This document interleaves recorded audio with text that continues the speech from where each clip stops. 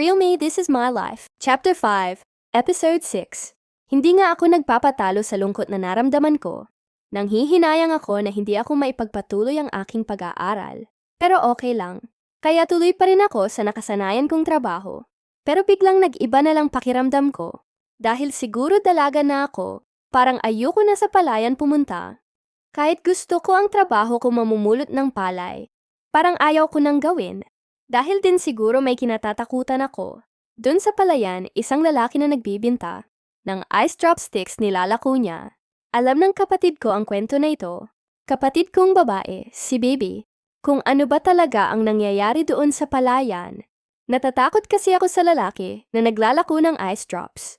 Noong una bumibili kami sa kanya, pag may pera kaming dala, araw-araw yan siya nandoon din sa palayan nagbibinta.